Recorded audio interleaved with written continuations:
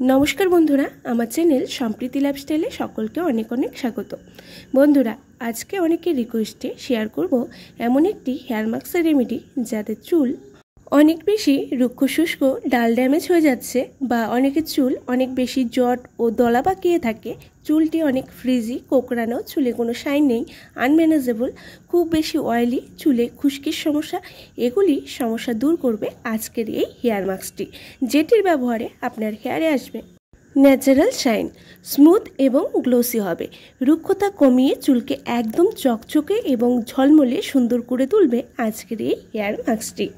এটি সম্পূর্ণ ঘরোয়া কিছু জিনিস দিয়ে তৈরি, যা সকলের ঘরেই মোটামুটি এগুলো থাকেই। বন্ধুরা চলুন মূল ভিডিওতে যাওয়া যাক। বন্ধুরা আপনারা অনেকেই আমায় বলেছিলেন মেয়ের হেয়ার কেয়ার কীভাবে করি সেটা জানতে চেয়েছিলেন। আজকের এই মাস্কটি এর মধ্যে একটি, যেটা আমি সময় পেলেই ওর হেয়ারে অ্যাপ্লাই করি, যেটার রেজাল্ট খুব দুর্দান্ত। তাহলে চলুন দেখে নিই কী কী লাগবে আজকের এই মাস্কটি তৈরি করতে। প্রথমেই নেব একটি কলা। কলা আমাদের চুলের পুষ্টি যোগায়, চুল বৃদ্ধি, কোঁকড়ানো চুল সোজা করতেও সাহায্য করে। এতে থাকে ক্যালসিয়াম, পটাশিয়াম, প্রাকৃতিক তেল, যা চুল সুন্দর চকচকে উজ্জ্বল করতে সাহায্য করে। এটিকে ছুলে নিয়ে তারপর কেটে নেব। কেটে নেওয়ার পর এর মধ্যে অ্যাড করে দেব হচ্ছে টক দই। টক দই নিয়েছি 3 থেকে 4 চা চামচের মতো। টক দই যা চুলের প্রাকৃতিক কন্ডিশনারের কাজ করে, চুলের খুশকি, রুক্ষতা, শুষ্কতা কমিয়ে চুলকে চকচকে সিল্কি করে তোলে। এই পর্যায়ে আমি এখানে অ্যাড করছি ফ্রেশ অ্যালোভেরা। আমি ফ্রেশ অ্যালোভেরা নিয়েছি। আপনাদের কাছে ফ্রেশ অ্যালোভেরা থাকলে তো নেবেনই, তা না হলে যে কোনো ভালো ব্র্যান্ডের জেল নিয়ে নেবেন।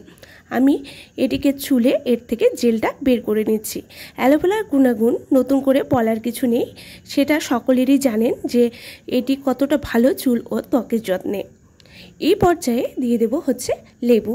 আমি পাতি লেবু দিয়েছি, হাফ লেবু কেটে এটির রসটি আমি এখানে মিশিয়ে দিচ্ছি।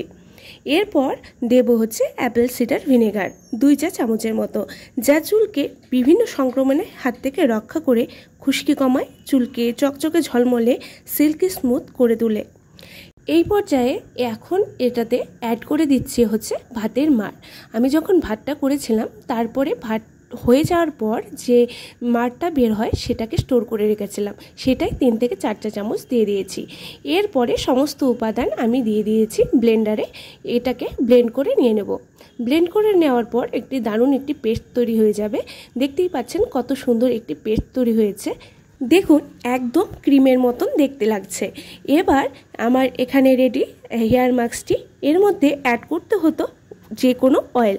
আপনারা আপনাদের পছন্দ মতন অয়েল অ্যাড করবেন। যেহেতু আমি আগের দিন রাতেই অয়েল ম্যাসাজ করে নিয়েছিলাম, তার জন্য আমি কিন্তু অয়েল দিলাম না। আপনারা আপনাদের পছন্দ মতন অয়েল অ্যাড করে দেবেন। এবার সবগুলো ভালো করে মিশিয়ে নিয়ে তারপরে অ্যাপ্লাই করতে হবে হেয়ারে।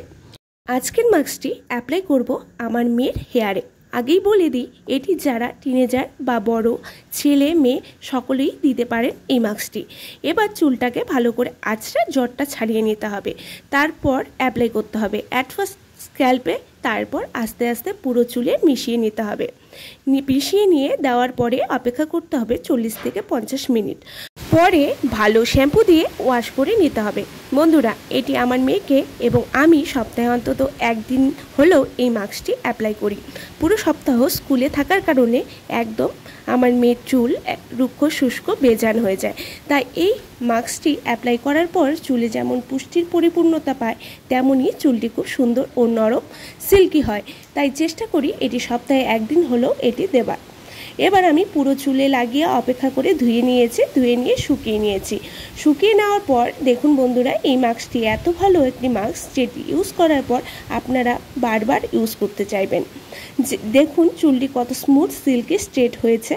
এটি ইনস্ট্যান্ট এত সুন্দর গ্লো আসবে, শাইনি হবে, যেটি ব্যবহার করার পর রেজাল্ট পেয়ে আপনারা খুব খুশি হয়ে যাবেন।